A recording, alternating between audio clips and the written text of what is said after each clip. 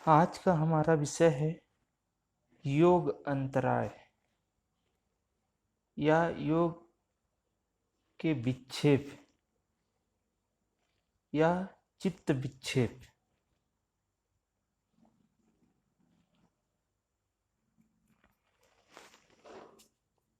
योग के साधक जब योगाभ्यास करते हैं तो संस्कारानुसार कुछ विघ्न उत्पन्न हो जाते हैं जो शारीरिक व मानसिक स्तर के हो सकते हैं।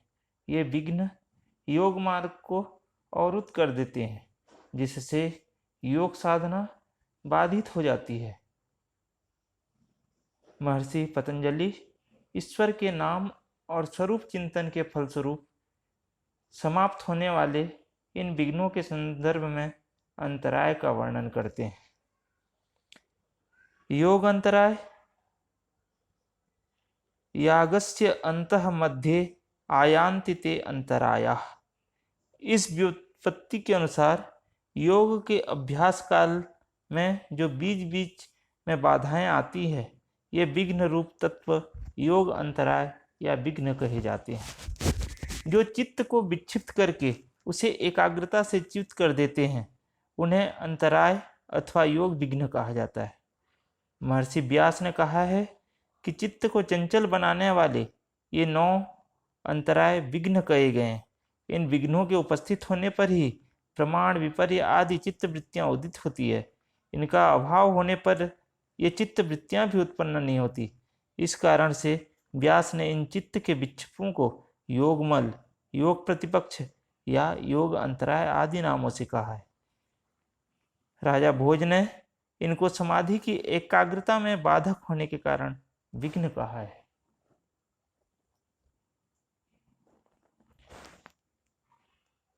महर्षि पतंजलि पहले पाद के 30वें सूत्र में इन 9 अंतरायों की चर्चा करते हैं और कहते हैं कि ये 9 अंतराय व्याधिस्त्यान संशय, प्रमाद, आलस्य, अविरति, भ्रांति, दर्शन, लब्ध भूमिकत्व, अनवस्थितत्वानि चित्त विक्षेपास्ते अंतराया।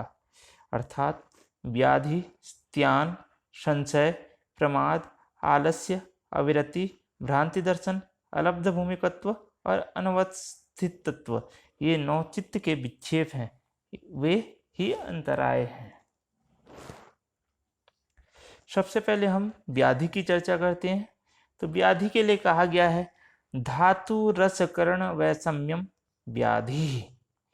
धातु वैषम्य, रस वैषम्य तथा कर्ण वैषम्य को व्याधि कहते हैं। वात, पित्त, कफ की आवश्यकता से अधिक वृद्धि व अल्पता तथा सप्त धातुओं रस, रक्त, मांस, मेद, मज्जा, अस्थि, शुक्र इनका सम्यक पोषण न होना धातु वैषम्य है। जब तक देह में वात, पित्त, कफ समान मात्रा में है तब तक इन्हें धातु कहा जाता है। जब इनमें विषमता आ जाती है तो ये दोष कहलाते हैं। धातुओं की समता में शरीर स्वस्थ रहता है, विषमता में रुग्ण हो जाता है। खाए हुए अन्न का और पिए हुए जल का जब अच्छी तरह से परिपाक नहीं होता तो यह रस वैषम्य कहलाता है। रस वैषम्य शरीर को रोगी बनाता है। ज्ञानेंद्रियों तथा कर्मेंद्रियों की शक्ति का मंद हो जाना कर्ण वैषम्य है। योग साधना के लिए और दृढ़ इंद्रियों की आवश्यकता होती है। धातु, रस तथा कर्ण इन तीनों के वैषम्य को व्याधि कहते हैं। रोगी शरीर से समाधि का अभ्यास संभव नहीं है, अतः व्याधि को अंतराय कहा गया है। अर्थात रोगी शरीर से योग साधना संभव नहीं है। दूसरा जो अंतराय है स्त्यान। स्त्यानम कर्मण्यता चित्तस्य। चित्त की अकर्मण्यता को स्त्यान कहते हैं। समाधि का अभ्यास करने की इच्छा तो चित्त में होती है किंतु वैसा सामर्थ्य उसमें नहीं होता। केवल इच्छा से योग सिद्ध नहीं होता अपितु उसमें योगाभ्यास की शक्ति होनी चाहिए। कामादि दोष चित्त को इतना दुर्बल बना देते हैं की इच्छा होने पर भी वह योग की दिशा में उन्मुख नहीं हो पाता। पत्नी का मोह, पुत्रों की आसक्ति, विषय भोग की लालसाएं तथा जीविकोपार्जन के व्यापार चित्त को उलझाए रखते हैं कि चित्त अकर्मण्यता अनुभव करता है। अकर्मण्यता समाधि की अंतराय है।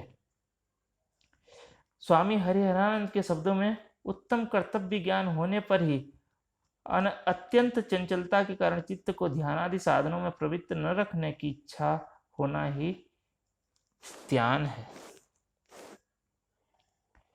संशय उभय कोटि स्पृग विज्ञानम संशय, उभय कोटि विषयक ज्ञान संशय कहलाता है। ऐसा भी हो सकता है, ऐसा भी नहीं हो सकता, इस प्रकार का ज्ञान संशय है। योग के विषय में जब साधक को कभी कभी यह संशय होता है कि मैं योग का अभ्यास कर सकूंगा या नहीं, क्या मुझे सफलता मिलेगी, क्या समाधि से कैवल्य प्राप्त हो सकेगा, हो सकता है मेरा परिश्रम व्यर्थ चला जाए, तब यह संशयात्मक ज्ञान योग का विघ्न बन जाता है। योग केवल तो निश्चयात्मक दृढ़ ज्ञान की ही अपेक्षित है। तत्व ज्ञान का एकमात्र साधन ही है। समाधि से ही कैवल्य प्राप्त होगा। मैं एक दिन अवश्य ही सफलता प्राप्त करूंगा। जब तक ऐसा दृढ़ विश्वास नहीं होगा तब तक समाधि की सिद्धि संभव नहीं है। अतः संशय समाधि का अंतराय है। गुरु द्वारा उपदिष्ट योग मार्ग की उपयुक्तता या अनुपयुक्तता का निश्चय न होना, जैसे योग साधना कर सकूंगा या नहीं, करने पर सिद्धि होगी कि नहीं हुई, इस प्रकार की प्रयत्न की सफलता पर आशंका ही संशय कहलाता है। प्रमाद समाधि साधना नाम भावनम, समाधि के साधनों में उत्साहपूर्वक प्रवृत्ति न होना प्रमाद कहलाता है। समाधि का अभ्यास प्रारंभ कर देने पर उसमें वैसा ही उत्साह और दृढ़ता निरंतर बनी रहनी चाहिए जैसा उत्साह प्रारंभ में था। प्रायः युवा अवस्था का मद, धन और प्रभुत्व का दर्प तथा शारीरिक सामर्थ्य का मद साधक के उत्साह को शिथिल कर देता है। अतः प्रमाद समाधि में अंतराय है। स्वामी हरिहरानंद कहते हैं, समाधि के साधन समूह की भावना न करना तथा आत्मविस्मृत होकर विषय में लिप्त रहना ही प्रमाद है। भगवान बुद्ध धर्म पद में कहते हैं, अप्रमाद अमृत पद और प्रमाद मृत्यु पद। अगला अंतराय आलस्य। आलस्यम कायस्य चित्तस्य च गुरुत्वाद प्रवृत्ति। काम के आधिक्य से शरीर तथा तमोगुण के आधिक्य से चित्त भारीपन का अनुभव करता है। शरीर और चित्त के भारीपन होने से समाधि के साधनों में प्रवृत्ति नहीं होती, इसी का नाम आलस्य है। प्रमाद और आलस्य में अविवेक तो नहीं होता, किंतु गरिष्ठ भोजन के सेवन से शरीर और चित्त भारी हो जाता है। ज्ञानवान पुरुष भी आलसी हो जाता है, किंतु ज्ञानवान पुरुष प्रमादी नहीं होते। प्रमाद में यवन, धन और प्रभुत्व का दर्प होता है, जबकि आलस्य का कारण तमोगुण तथा गरिष्ठ और कपकारक भोजन है। यह आलस्य योग का अंतराय है। निद्रा का वेग मनुष्य को आलसी बना देता है। प्रातः काल में स्नान, ध्यान, जप, तप, स्वाध्याय आदि के लिए शरीर और चित्त का हल्का होना अनिवार्य है। आलसी व्यक्ति समाधि का अभ्यास नहीं कर सकता। स्वामी हरिहरानंद जी टीका में कहते हैं, मिताहार, जागरण और उद्यम के द्वारा आलस्य दूर होता है। अगला विक्षेप अविरति। चित्तस्य विषय संप्रयोगात्मा गर्ध अविरति। शब्दादि विषयों के भोग से तृष्णा उत्पन्न होती है। तृष्णा शत्रु, वैराग्य का शत्रु है। समाधि के लिए वैराग्य प्रमुखतम साधन है। अतः वैराग्य भाव योग का अंतराय है। कामनी का अप्रतिम सौंदर्य कभी कभी ज्ञानवान पुरुषों को भी रागी बना देता है। पत्नी के कोमल कांतर वचन, उनके अंगों को मोहक स्पर्श, पुष्पादि का आह्लादक गंध तथा स्वादिष्ट भोजन, पेय आदि व्यंजनों का रस कभी कभी तत्व ज्ञान को भी आवृत करके साधक को संसार में आसक्त बना देता है। विषयों के प्रति यह आसक्ति ही अविरति है। यह अविरति योग का महान विघ्न है। विषयों के भोग से तृष्णा बढ़ती है। विषयासिक्त होने से मन का विषयों में लगे रहना तथा चित्त में वैराग्य का अभाव हो जाना भी अविरति है। स्वामी हरिहरानंद जी व्यास भाष्य के टीका में लिखते हैं कि विषयों से दूर रहकर वैषयिक संकल्प को त्यागने का अभ्यास करने से अविरति नष्ट होता है। शांति पर्व में कहा गया है, कामम संकल्प वर्जनात्। अगला विक्षेप भ्रांति दर्शन। भ्रांति दर्शन विपरिज्ञानम, अर्थात मिथ्या ज्ञान को भ्रांति दर्शन कहते हैं। अन्य वस्तुओं में अन्य का ज्ञान ही मिथ्या ज्ञान है। जैसे रज्जु में सर्प का भान, सीप में चांदी का भान। जब साधक योग के साधनों को असाधन और असाधनों को साधन समझने लगता है तो यह भ्रांति दर्शन योग का विघ्न बन जाता है। भ्रांति दर्शन और संशय में अंतर यह है कि संशय में निश्चय का अभाव होता है, यह ऐसा है या ऐसा। यह अनिश्चयात्मक ज्ञान संशय है। भ्रांति दर्शन में निश्चय होता है। अविवेकी पुरुष वस्तु को अवस्तु और अवस्तु को निश्चित रूप से वस्तु मान बैठता है। यही दोनों में अंतर है। मिथ्या ज्ञान अर्थात योग साधन तथा उसके फलों को मिथ्या समझना, जैसे संसार दुख का कारण नहीं है, योग साधनों से दुखों का क्षय नहीं हो सकता है इत्यादि भ्रांति का बुद्धि भ्रांति है। स्वामी हरिहरानंद के शब्दों में ईश्वर तथा गुरु के प्रति भक्ति और श्रद्धा के साथ योग शास्त्र के अध्ययन से तथा अंतर्दृष्टि की प्राप्ति से भ्रांति दर्शन हट जाता है। अलब्ध भूमिकत्व। अलब्ध भूमिकत्वम समाधि भूमिर्लाभ, अर्थात समाधि की किसी भी भूमि की प्राप्ति न होना भी योग में विघ्न है। समाधि की चार भूमियां सवितर्क, निर्वितर्क, सविचार और निर्विचार। इन्हीं का नाम क्रमशः मधुमति, मधुप्रतिका, विशोका तथा संस्कार शेषा है। योगाभ्यास जैसे जैसे आगे बढ़ता जाता है वैसे वैसे योगी को इन भूमियों की प्राप्ति होती जाती है। जब प्रथम भूमि की प्राप्ति हो जाती है तो योगी का उत्साह बढ़ जाता है। वह सोचता है कि जब प्रथम भूमि प्राप्त हो गई है तो अन्य भूमियां भी अवश्य ही प्राप्त होगी। यह सोचकर वह दुगने उत्साह के साथ साधना में संलग्न रहता है। किंतु निरंतर अभ्यास करते रहने पर भी जब साधक को प्रथम भूमि की प्राप्त नहीं होती तो उसका उत्साह शिथिल पड़ जाता है। वह सोचता है जब इतना प्रयास करने पर भी अभी तक समाधि की प्रथम भूमि ही प्राप्त नहीं हुई तो भविष्य में भी संभवतः प्राप्त न हो। ऐसा सोचकर वह साधना को बीच में ही छोड़ देता है।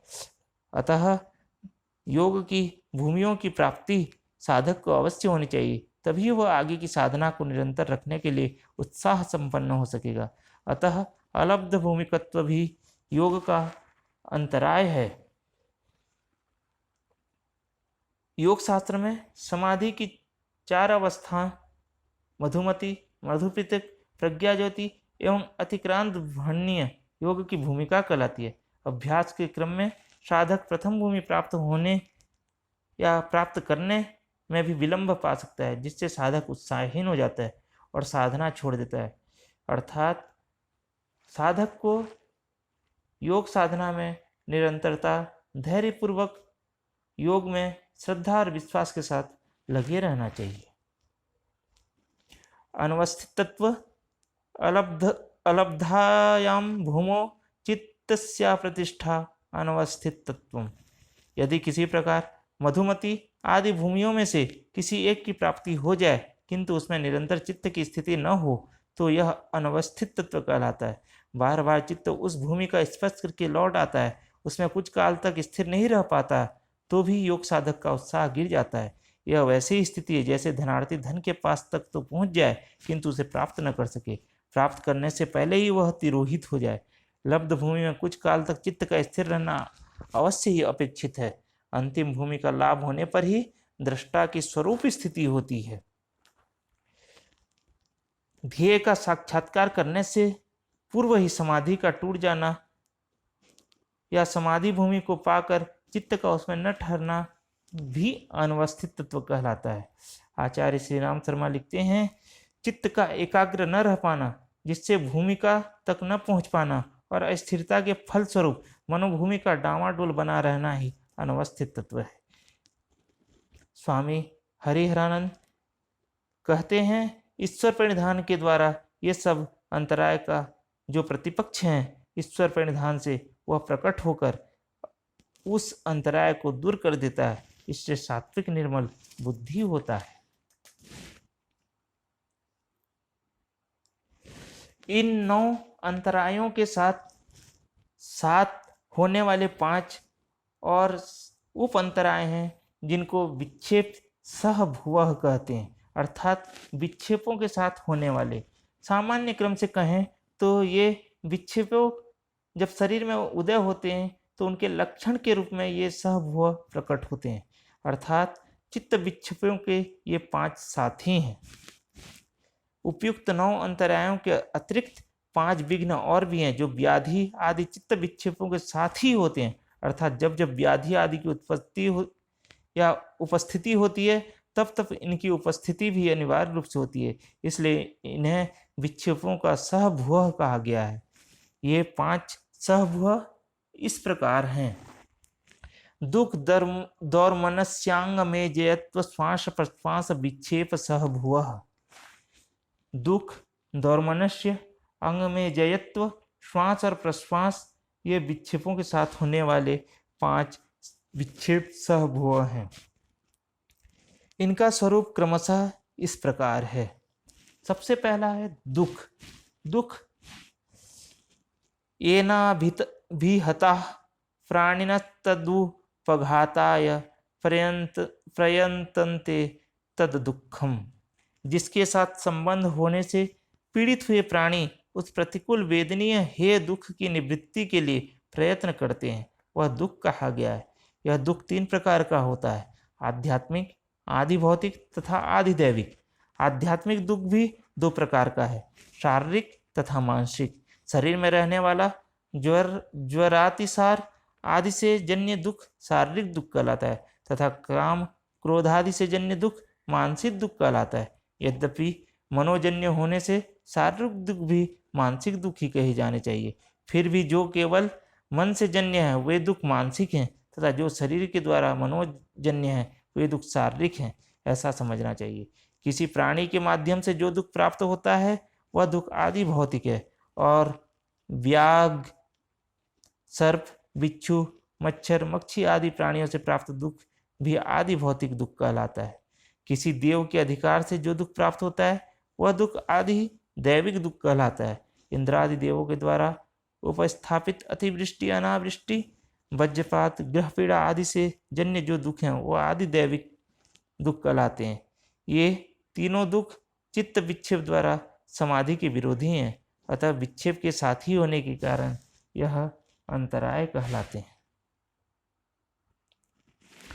दूसरा सहभुवः है दौर्मनस्य।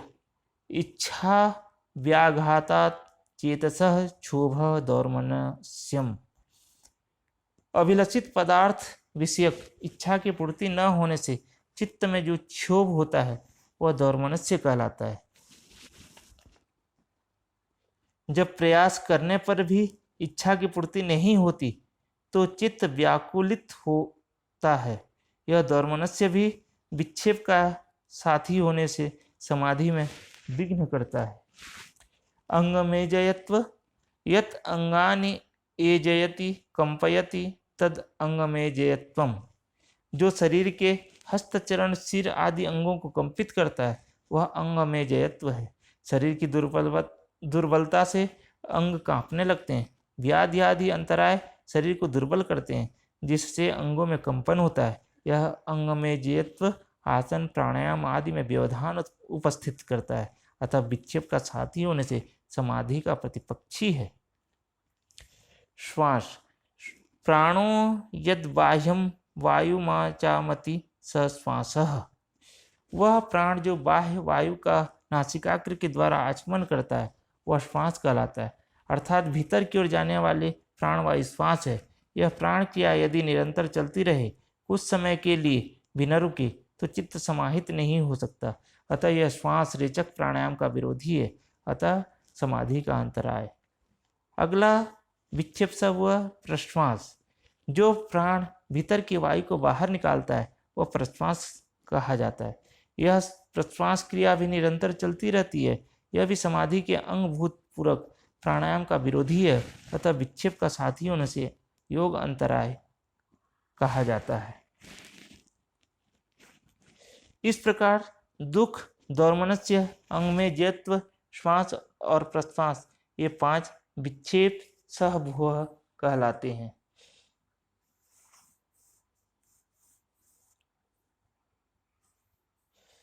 ये 5 विघ्न उप विक्षेप भी कहलाते हैं, क्योंकि मुख्य विक्षेप 9 हैं। ये विक्षेप उप विक्षेप एकाग्र चित्त वालों को नहीं, चित्त चंचल चित्त वालों को ही होते हैं। अतः चित्त को स्थिर रखने का अभ्यास सतत करते रहना चाहिए। इस प्रकार हमने इस विषय के अंतर्गत विक्षेप अर्थात योग अंतराय या योग के विघ्नों को देखा, जिसमें से 9 विक्षेप और 5 विक्षेप सहभुवः, ये कुल मिला के 14 योग के बाधक तत्व हैं। अगर इन बाधाओं को दूर किया जाए तो योग साधना में सतत प्रगतिशील रहते हुए योग के उच्चतम अवस्था को, उच्च लक्ष्य को प्राप्त किया जा सकता है।